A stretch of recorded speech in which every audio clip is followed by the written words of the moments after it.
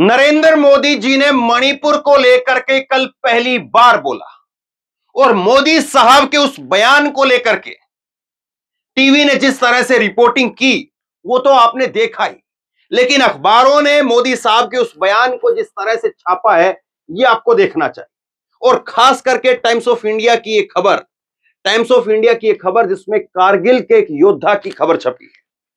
कारगिल के एक योद्धा जिसने कारगिल का युद्ध लड़ा, उसने बताया है कि आज मणिपुर के जो हालात हैं वो मणिपुर के ही हैं। आज मणिपुर के जो हालात हैं वो कारगिल में जिस तरह से हालात थे उससे ज्यादा खतरनाक है। और कारगिल का ये योद्धा, कारगिल का ये सूबेदार वो कह रहा है कि मैं अपनी पत्नी को नहीं बचा पाया।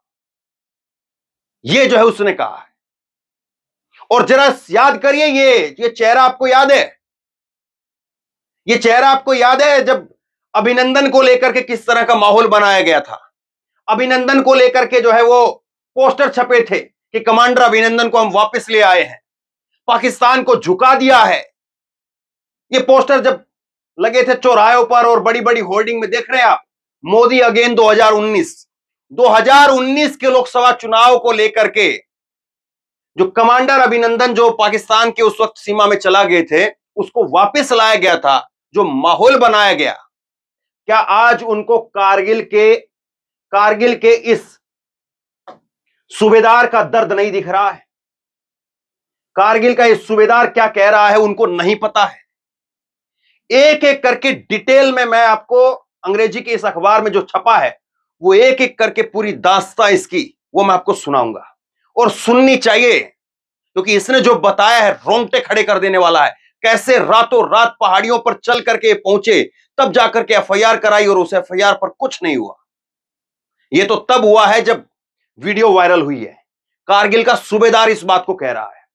दूसरा जो शानदार काम किया है वो टेलीग्राफ ने किया है, और टेलीग्राफ अखबार ने यहां पर देख रहा है मगरमच्छ के आंसू करके जो है वो टेलीग्राफ ने यहां पर पहले पन्ने के ऊपर रिपोर्ट छापी। और टेलीग्राफ अखबार ने लिखा है कि 79 दिन लग गए उस 56 इंच की त्वचा के अंदर छेद करने में, ताकि उसको दर्द महसूस हो, ताकि उसको शर्म महसूस हो। इसमें 79 दिन लग गए, 79। और एक एक करके दिखाया कि एक दिन, 2 दिन, ये मई 23 से शुरू हुआ पहला दिन, और उसके बाद में मोदी जाकर के 79वें दिन, 80 में से एक दिन कम, तब जाकर के मोदी साहब की जो त्वचा है, 56 इंच की जो त्वचा है, उसको दर्द महसूस हुआ है, उसको तब जाकर के शर्म महसूस हुई है। ये टेलीग्राफ अखबार ने छापा है। देखिए किस तरह से राष्ट्रवाद को लेकर के चीजें बेची जाती हैं।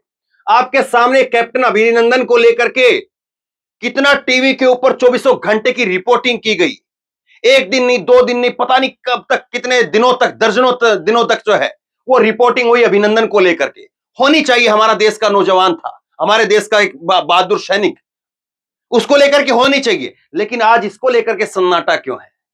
कारगिल का एक सूबेदार कह रहा है कि मैं अपनी पत्नी को नहीं बचा पाया, और मेरी पत्नी आज पूरी तरह से सुध-बुध खो चुकी है। एक तरह से वो कह रहा है कि मेरी पत्नी आज जीने की तमन्ना खो चुकी है, क्योंकि उसके साथ में इतनी हैवानियत हुई है। ये कारगिल के उस सूबेदार ने कहा है। किसी चैनल पर चली है खबर, किसी चैनल पर करी किसी ने इतनी चर्चा, जो अभिनंदन को लेकर के कह रहे थे मोदी सरकार फिर एक बार अभिनंदन को ले आए वापसी। ये जो बड़े बड़े पोस्टर लगे थे सड़कों के ऊपर, याद है आपको? ये दिल्ली के विधायक है, ओम प्रकाश शर्मा विधायक, और ये लिख रहे हैं झुक गया पाकिस्तान, लौट आया देश का वीर जवान। और एक तरफ मोदी साहब का फोटो, अमित शाह का फोटो, और ये यहां पर जो है अभिनंदन का फोटो। ये दोनों आज यहीं पर हैं। अभिनंदन की जो है चेहरा बदल गया है। आज चेहरा जो है वो कारगिल के इस सूबेदार का है, लेकिन कोई रिपोर्ट करेगा इस पर, कोई बात करेगा इस पर? अभिनंदन को लेकर के जितनी रिपोर्टिंग हुई, क्या उतनी रिपोर्टिंग मणिपुर के लिए हुई है? क्या किसी का खून खोलेगा इसको लेकर के कि कारगिल के जवानों को हम इतना भी मान सम्मान नहीं दे पाए कि उनके घर वालों को तो बचा लें? सोचना चाहिए। अब मैं एक एक करके आपको जो है इसने जो कहा है वो पूरा मैं आपको सुनाता हूं। उसका लब्बो लवाब जो है वो हिंदी में मैंने यहां पर लिखा है। कारगिल की लड़ाई के अंदर कारगिल की लड़ाई में ये हीरो रहे सूबेदार, और ये कहते हैं कि मैं अपने देश को तो बचा पाया। जब कारगिल का युद्ध हुआ तब कारगिल का युद्ध हमने जीता, वो इन जैसे वीरों के बदले हमने जीता, इन जैसे हीरो के बदले हमने ये युद्ध जीता। तो ये कह रहे हैं कि मैं अपने देश को तो बचा पाया लेकिन मैं अपनी पत्नी को नहीं बचा पाया। सोचिए कितना दर्द है इस लाइन के अंदर कि एक व्यक्ति कह रहा है कि मैंने देश बचा लिया लेकिन मैं अपनी इस सरकार से हार गया। मेरी सरकार ने ही मेरे घुटने टिकवा दिए। मेरी सरकार जो डबल इंजन की सरकार, मेरी सरकार जो राष्ट्रवाद की सरकार, मेरी सरकार जो 56 इंच की सरकार, उस सरकार ने मुझको नाको चने चबवा दिए और मेरी पत्नी को मैं नहीं बचा पाया। यह कहता है कि मैंने काम धंधे के लिए एक ट्रक खरीदा था, अब रिटायरमेंट हो गया, 65 साल की उम्र है। अपना काम धंधे के लिए मणिपुर के अंदर एक ट्रक खरीदा था ताकि कुछ 4 पैसे कमा सके। और फौजी आदमी वैसे भी रिटायर नहीं होता है, वो गांव में आकर, खेत में आकर कुछ ना कुछ करता ही रहेगा। तो ये यहां पर कह रहा कि मैंने काम धंधे के लिए एक ट्रक खरीदा था लेकिन इन दरिंदों ने वह भी जला दिया। 65 साल की उम्र का कारगिल का सूबेदार कहता है कि हमारा सब कुछ लूट लिया गया, इज्जत आबरू कुछ नहीं रही। ये शब्द सुनिए, अगर आपकी आंखों में पानी है, आपके दिल में धड़कनें अभी चल रही है, मुर्दा नहीं हुए आप, तो ये शब्द आपको चोट पहुंचाते होंगे और चोट पहुंचनी भी चाहिए। आगे सुनिए, सूबेदार कहता है कि वह अब रिफ्यूजी कैंप में है, उसकी पत्नी संघर्ष कर रही है। अब इसकी पत्नी संघर्ष क्यों कर रही है? सुध बुध अब नहीं रही है, उसकी पत्नी को अब होश हवास नहीं है। कैसे न कैसे करके हम कोशिश कर रहे हैं कि वो जिंदा रहे। यह बताता है कि 3 और 4 मई को दंगाइयों ने हमारे इलाके में 9 गांवों को जला दिया। जो इनका गांव है, इनके अगल बगल में और जो गांव है, 9 गांवों को जला दिया गया। पशुओं को आग लगा दी, घरों को आग लगा दी। हमारे गांव में दंगाई 4 मई को आए थे, घरों में आग लगानी शुरू कर दी। मैं और मेरी पत्नी, यहां पर थोड़ा ट्रांसलेशन में दिक्कत है, बिछुड़ गए। आग लगानी जब उन्होंने शुरू कर दिया, अफरा तफरी का जब माहौल हुआ, तो ये सूबेदार कहता है कि मैं और मेरी पत्नी जो है बिछुड़ गए। और उसके बाद में मेरी पत्नी समेत 4 लोग और पेड़ों की पीछे छुप गए थे, लेकिन जो हमलावर थे, वो जो जानवरों के पीछे छिपे हुए थे, उन्होंने उसको पकड़ लिया। ये सूबेदार की पत्नी के साथ हुआ है। और सूबेदार की पत्नी, ये सूबेदार बता रहा है कि वहां पर जो हमारी बकरियां थी, जो हमारे भेड़ थे, उनके पीछे जो है वो छुपे हुए थे और उन्होंने जो है हमारी जो पत्नी वो और उसके साथ में कुछ और लोग थे, वो जाकर के पेड़ों के पीछे घरों को छोड़ करके निकल गए थे, क्योंकि वो घरों में घुस घुस करके लोगों को निकाल रहे थे, घरों में आग लगाने लग रहे थे। तो जंगल की तरफ जो भाग करके पेड़ों के पीछे छिप गए थे, वहां से उन लोगों को पकड़ लिया। अब देखिए आगे, सूबेदार ने बताया कि मैं दूर से देख रहा था कि भीड़ ने उनको पकड़ करके बाहर निकाला। पुलिस के गाड़ी में बैठ करके वहां से वो निकलना चाहते थे। जिन लोगों को पकड़ा, ये सूबेदार बता रहा कि मैं कहीं और दूर से जो है, क्योंकि सब लोग आपस में बिछुड़ गए थे और वो हथियारबंद थे साहब। इन लोगों के पास में, गांव वालों के पास में क्या हथियार रहे? आप उनके हथियार देखेंगे, मैं आपको हथियार दिखा भी नहीं पाऊंगा। जो हथियार आर्मी के पास में है, वो हथियार उनके पास में है। क्यों? क्योंकि आर्मी के ही लूटे हुए हथियार हैं, सेना के ही लूट लिए हथियार हैं। और एक दो नहीं, कई हजार बंदूकें लूटी गई, कई हजार बंदूकें। और गोलियों की तो संख्या ही नहीं है, लाखों की तादाद में गोलियां लूटी हुई है। और यह आगे सूबेदार बताता है कि एक महिला के साथ में जो है वो गैंगरेप वहां पर गैंगरेप किया जा रहा था। और उसके बाद में उसका पिता और उसका भाई था, जैसे ही उसने विरोध किया वैसे ही उनको ठोक के वहीं पर खत्म कर दिया। तो सूबेदार के पास में कोई चारा नहीं था उन दरिंदों का सामना करने के लिए। सूबेदार कह रहा है कि मैं दूर से देख रहा था कि भीड़ ने उनको पकड़ करके बाहर निकाला। वह पुलिस की गाड़ी में बैठ करके वहां से निकलना चाहते थे। जो लोग थे वहां पर, जो पेड़ों के पीछे और बाकी जगह पर जो छिपे हुए थे, पुलिस की गाड़ी को देख करके वो निकल करके बाहर आ गए कि पुलिस की गाड़ी में हम बैठ करके निकल जाएंगे। लेकिन पुलिस ने उनकी मदद नहीं की।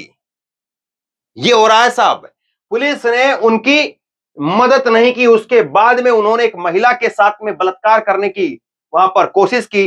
विरोध करने पर उस महिला के पिता और भाई को मौके पर ही उसकी हत्या कर दी गई। 2-3 घंटे तक ये सब कुछ चलता रहा। उसके बाद में उधर से वो दरिंदे वहां से भाग गए। हम लोग पहाड़ों के ऊपर से रात भर चलते रहे और नागा गांव में पहुंचे। ये खेल हुआ है कि उन्होंने जितना मर्जी वहां पर जो चाहा वो किया। महिलाओं के साथ जो दरिंदगी हैवानियत तो कर सकते थे उन्होंने की, जी भर करके की उन्होंने।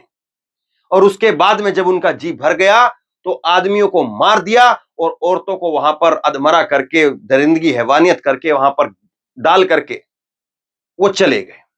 उसके बाद में ये सूबेदार और बाकी के जो गांव वाले थे जो इधर उधर बिछड़े हुए थे वो सब लोग चलते रहे, क्योंकि वहां पर उन लोगों का कब्जा हो गया था, उन गांवों के ऊपर उन लोगों का कब्जा हो गया था। और ये चलते रहे, रात भर पहाड़ों के ऊपर से चलते रहे। नागा गांव के अंदर ये लोग पहुंचते हैं। वहां जाकर के मुझे अपनी पत्नी मिली। उसके बाद में हम लगातार वहां से चलते रहे।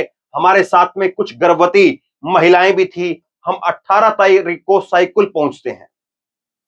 आगे जाकर के सूबेदार को इसकी पत्नी मिलती है। कुछ गर्भवती महिलाएं जो है वो भी इनके साथ में लगातार चल रही थी। सोचिए, गर्भवती महिलाएं रातों रात पहाड़ों पर चली हैं अपनी इज्जत आबरू बचाने के लिए, अपने बच्चे को कोख में बचाने के लिए। ये हो रहा है मोदी साहब आपकी सरकार के समय पर। और जो ये सब कुछ हो रहा था तो मोदी क्या कर रहे थे? कर्नाटक में चुनाव की तैयारियां चल रही थी उस वक्त। उसके बाद मोदी के सैर सपाटे शुरू हो गए, जर्मनी, ऑस्ट्रेलिया, फिर उसके बाद अभी जब वो दुबई गए हैं। बड़ा गजब का नजारा है साहब। आगे ये कहते हैं कि 18 मई को हम साइकिल पहुंचते हैं। वहां पर हमने 0 FIR कराई। 0 FIR तो ऐसा होता है, आप जानते होंगे कि कहीं पर कोई घटना हुई है लेकिन आप दूसरे अगर पुलिस स्टेशन में भी पहुंचते हैं और अगर रेप जैसा कोई अगर जघन्य अपराध है तो उसको लेकर के 0 FIR है, वो कहीं पर भी हो सकती है। ये नहीं है कि जिस क्षेत्र में घटना हुई है वहीं पर जाकर के आप FIR कराएंगे। तो ये साइकिल पहुंचते हैं और 18 तारीख को 4 मई को जो है घटना हुई। 4 मई से 14 दिनों तक लगातार ये चलते रहे। ना कहीं पर पुलिस मिली और ना कहीं पर जो है इनको कोई और आदमी मिलता है। और फिर 18 तारीख को थाने पहुंचते हैं, वहां पर FIR कराते हैं। 21 तारीख को दोबारा से ये FIR जो है वो कराई गई। एक पुलिस स्टेशन के अंदर जो है FIR रजिस्टर कराई गई। फिर ये अपने उस इलाके में दोबारा पहुंच करके एक और FIR जो है वो 21 तारीख को रजिस्टर कराते हैं।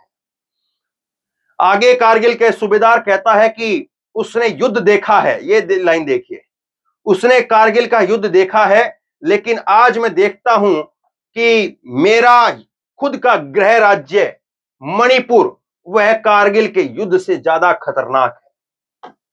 ये बातें कही है। अब सोचिए आप, जो हम कमांडर अभिनंदन को पाकिस्तान से ला सकते हैं, हम कमांडर अभिनंदन के लिए न जाने क्या क्या कर सकते हैं, तो हम अपने सूबेदार के लिए क्यों नहीं कर सकते? हम अपने मणिपुर के लिए मैं क्यों नहीं बोल सकते हैं? हम अपने मणिपुर में बयान देने के लिए हमें 80 दिन क्यों लग जाते हैं?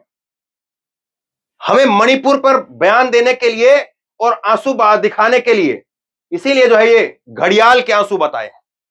टेलीग्राफ ने इसीलिए इसको घड़ियाल के आंसू बताए हैं कि 80 दिन लग गए साहब, 80 दिन। 80 दिन लगे और तब जाकर के ये जो 56 इंच की जो छाती है, 56 इंच की जो त्वचा है, उसके अंदर से तब चुभ करके उसको दर्द महसूस हुआ है। तब चुभ करके उसको पता चला है कि हां, शर्म होती है कुछ। तब उसको शर्म आई है।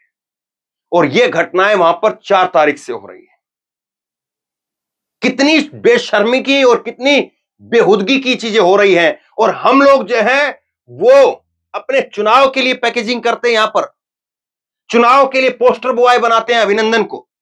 शर्म आनी चाहिए, शर्म आनी चाहिए तमाम इन भाजपा के नेताओं को जो कहते हैं मोदी है तो मुमकिन है, और यहां पर कमांडर अभिनंदन का चेहरा लगाते हैं। ये मनोज अहलावत है, सरिता चौधरी है कैंप, और ये लिखा है यहां पर मोदी अगेन, मोदी है तो मुमकिन है। ये अभिनंदन का चेहरा, ये मोदी का चेहरा। और ये फोटो इस तरह से देखिए, कितनी बड़ी बड़ी होर्डिंगें लगी हैं। ये देखिए इस तरह से ये आदमी यहां पर है और ये पोस्टर आप देख रहे कितना बड़ा लगा है। जब हम इसको बचाने के लिए पाकिस्तान की सीमाएं तक क्रॉस कर सकते हैं तो हम अपने सैनिकों को नहीं बचा सकते हैं? याद करिए, मैंने आपको खबर दिखाई थी जब वहां पर पूर्व सैनिकों ने सामने आकर के कहा था। ये तो आज कारगिल के योद्धा सामने आकर के कह रहे हैं। इससे पहले जो है वो, इससे पहले जब वहां पर कारगिल के अंदर नहीं, मणिपुर के अंदर पूर्व सैनिकों ने सामने आकर के कहा, उन्होंने कहा कि आज जो मणिपुर के हालात हैं वो लीबिया और सीरिया से भी बदतर हैं। इतने खतरनाक हालात में हमारे देश का एक राज्य है, 2400 घंटे पिछले 80 दिनों से लोग वहां पर अपनी जिंदगी खतरे में डाल करके वहां पर फंसे हुए हैं। लेकिन ये 56 इंच की छाती जो पाकिस्तान तक मार कर सकती है, जो वहां पर सर्जिकल स्ट्राइक करवा सकती है, जो कमांडर अभिनंदन को ला सकती है, वो फिर यहां क्यों नहीं? या यहां पर चुनाव में वोट नहीं मिलते हैं? मणिपुर को कोई लोग पूछेगा नहीं। मणिपुर अपना नाम बदल करके, अब मैं कहूंगा तो फिर जो है ये बात गलत हो जाएगी।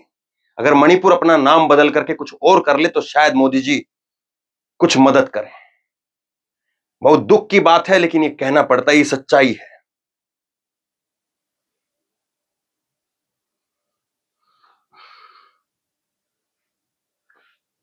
वहां पर जो चीज हो रही है ना, 2.5 महीने से 2 समुदाय, मणिपुर के 37 लाख लोग हिंसा में जीने को मजबूर है। 49 दिन बाद में एफआईआर वो दर्ज होती है और 77 दिन बाद गिरफ्तारी होती है। 3 मई को पहली घटना होती है कुकी और मैतेई समुदाय के अंदर।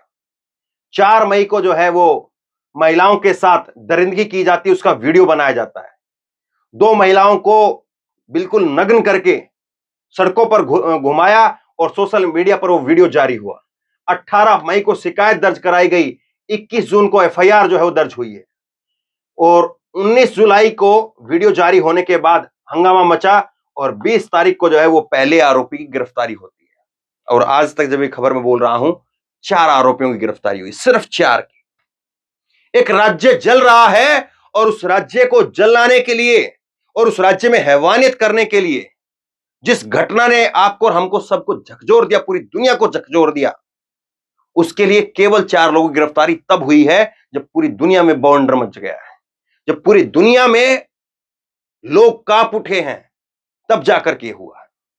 तो बहरहाल आप खुद से तय कीजिए कि जो 56 इंच की सरकार, जो राष्ट्रवाद की सरकार और जो सरकार पाकिस्तान तक के घुटने टिकवा सकती है, वो सरकार मणिपुर को लेकर के चुप क्यों है? इस वीडियो को शेयर कीजिए, इस वीडियो को अपना 10 मिनट 15 मिनट का वक्त निकालिए, शेयर कीजिए और खास करके उन कट्टर मोदी अंधभक्तों तक, उनके समर्थकों तक पहुंचाइए और उनसे जवाब पूछिए कि अगर इसके नाम पर राजनीति हो सकती है, वोट मांगे जा सकते हैं, तो क्यों आज कारगिल के योद्धाओं को और क्यों वहां पर जवानों को और क्यों वहां पर महिलाओं को, क्यों वहां पर बच्चों को मौत के मुंह में डाल करके छोड़ा हुआ है? और मोदी ने एक बयान तक नहीं दिया, यह भी याद रखिए। 80 दिन लगे उनकी 56 इंच की छाती में छेद होने के लिए, तब जाकर के उनको दर्द महसूस हुआ, तब जाकर के उनके घड़ियाल के आंसू देखने को मिले। शेयर कीजिए इस खबर को और आप क्या सोचते हैं नीचे कमेंट बॉक्स में जरूर लिख करके बताइए, ताकि और लोग भी पढ़ें, और लोगों को भी समझ में आए, और लोगों की दिमाग की खिड़कियां खुले। धन्यवाद।